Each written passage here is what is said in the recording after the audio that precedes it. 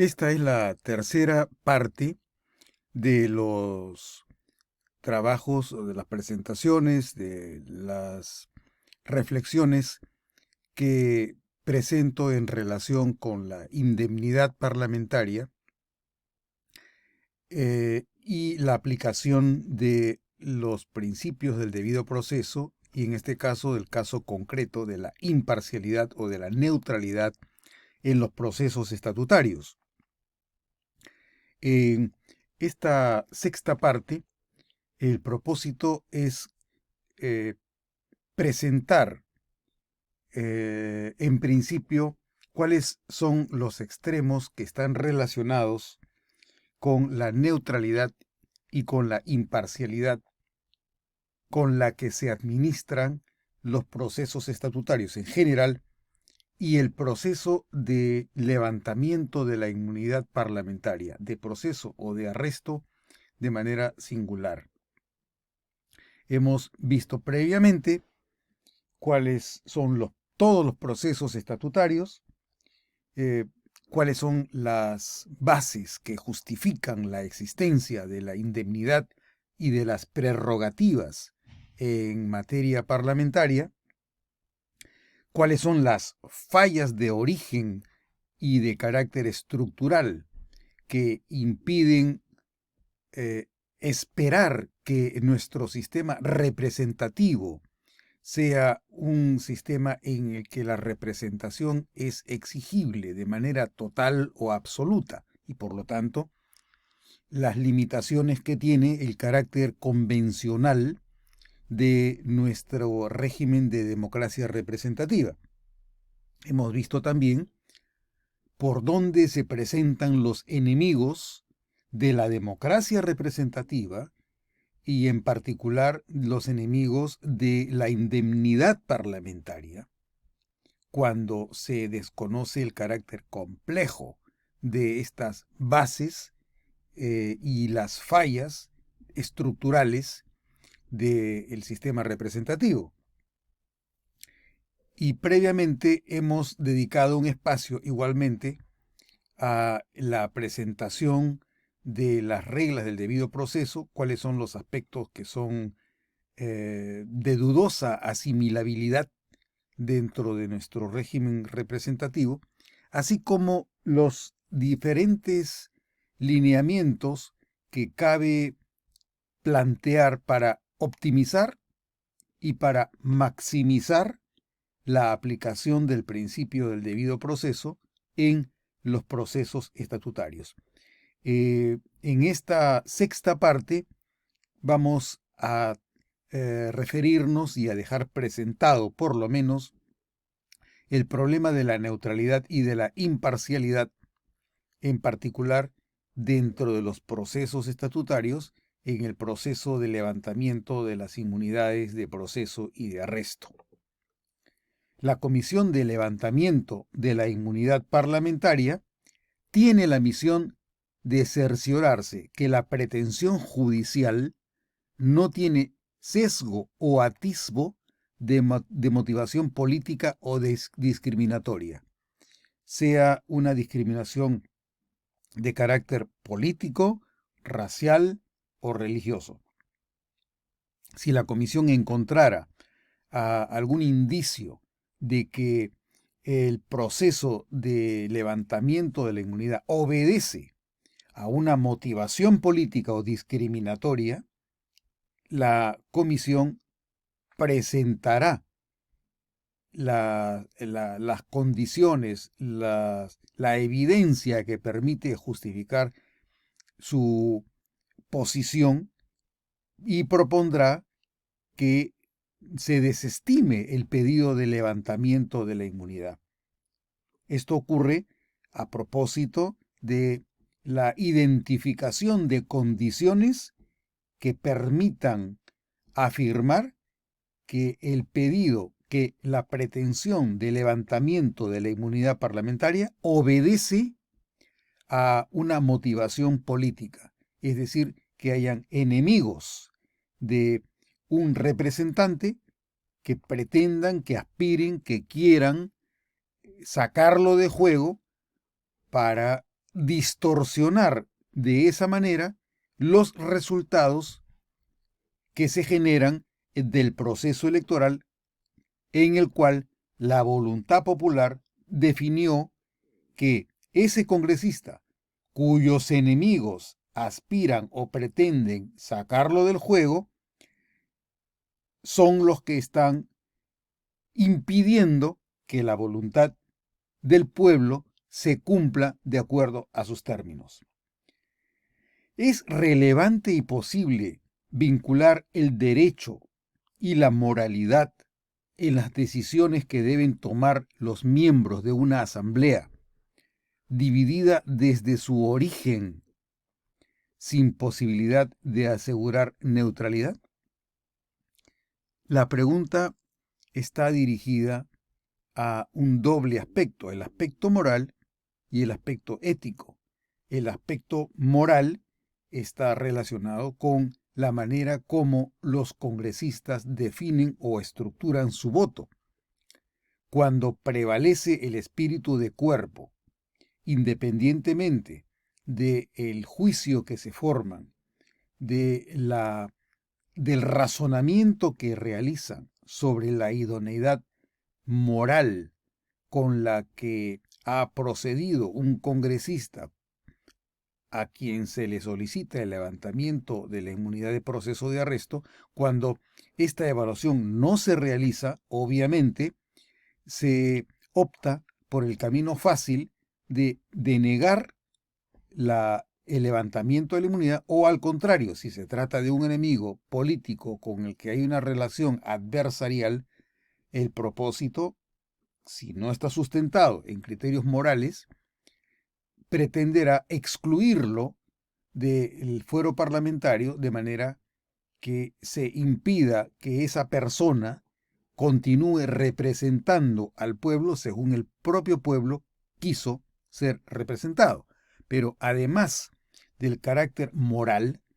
señalo que también existe la dimensión ética, es decir, la regla de carácter general que nos lleva a calificar como correcta o incorrecta un tipo de actitud o de conducta más allá de las preferencias morales o del juicio moral que cada individuo realiza dentro de su fuero interno, es decir, qué condiciones objetivas existen que permitan razonar, que permitan valorar, merituar, argumentar la pretensión de conceder o de no conceder el levantamiento de la inmunidad cuando se advierte que existe o no una motivación política o una razón discriminatoria para sacar del juego democrático a un congresista que ha sido elegido como representante por el propio pueblo cuya voluntad popular se consultó en los sufragios. La decisión a la que llegan los miembros de la Asamblea están inevitablemente sesgadas por la afinidad u hostilidad subjetivas frente a la agrupación a la que pertenece quien es denunciado. A la vez, la aplicación del juicio político de los representantes se sustenta en principios en los que se arraiga la apreciación que estructura la evaluación del dictamen o informe. Vemos que hay dos aspectos. El aspecto subjetivo, mediante el cual cada congresista tiende a examinar, a evaluar el pedido de levantamiento de la inmunidad parlamentaria, de proceso o de arresto, según que el congresista denunciado pertenezca o no pertenezca a la propia agrupación política o a una agrupación política contraria a quien tiene que emitir su voto. Este fenómeno es connatural al Parlamento, que está estructurado a partir del principio de la democracia de partidos. quienes llegan al Congreso llegan porque hay un partido al cual pertenecen, al cual militan o que los ha invitado para participar en un proceso electoral. Entonces, la sola pertenencia al partido supone desde origen un sesgo que puede desviar el juicio del congresista para facilitar el levantamiento de la inmunidad o para oponerse a él. La cuestión es hasta qué punto la pertenencia a un partido político, la afinidad política, debe suponer un juicio correcto respecto de un pedido de levantamiento de la inmunidad cuando no existe motivación política, cuando no existe discriminación. Este aspecto de la pertenencia a un partido político supone una seria dificultad en el ejercicio neutral del proceso de adjudicación de responsabilidades que es inherente a la evaluación sobre el levantamiento o no de la inmunidad de proceso de arresto. Pero a la vez que existe esta dificultad propia de la pertenencia que se tiene a un partido afín u hostil al congresista cuyo levantamiento de la inmunidad se solicita, a la vez que existe este sesgo de afinidad o de hostilidad, también existe la otra dimensión en la cual quien quiera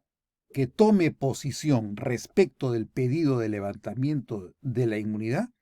debe argumentar a partir de los hechos disponibles y de la evidencia que se presenta para el juicio de los miembros de la Asamblea, en la que queda constancia de la motivación estrictamente legal para que se cumpla con el levantamiento del fuero parlamentario. Entonces existe la dimensión subjetiva de la ausencia de neutralidad, pero a la vez existe la exigencia objetiva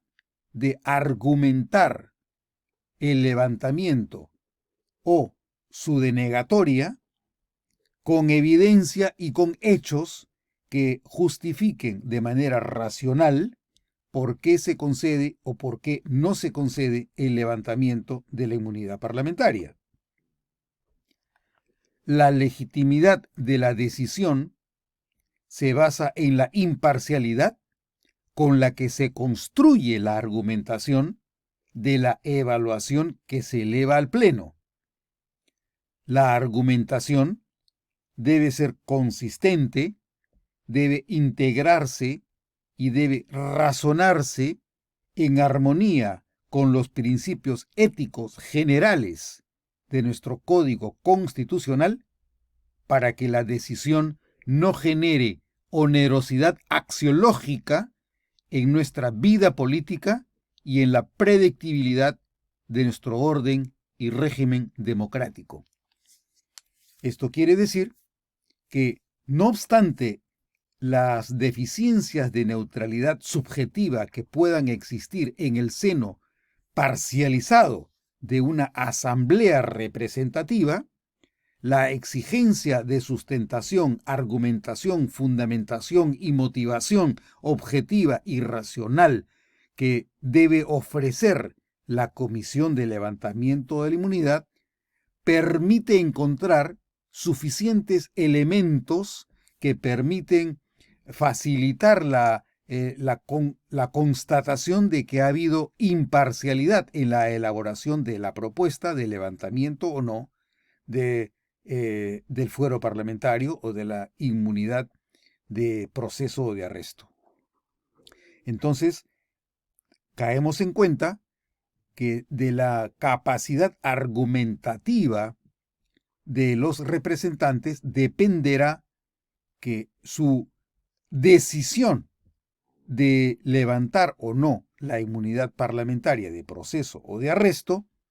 tenga una motivación suficientemente imparcial, más allá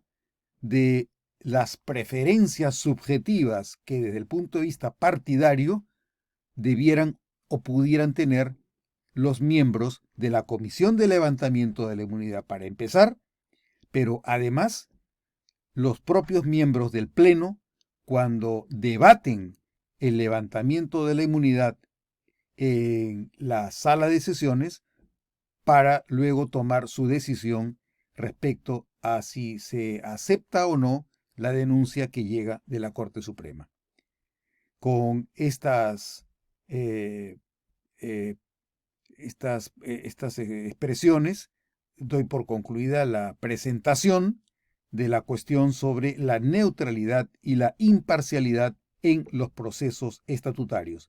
Continuamos en el siguiente episodio o capítulo en relación con la legitimidad en los procesos de control estatutario.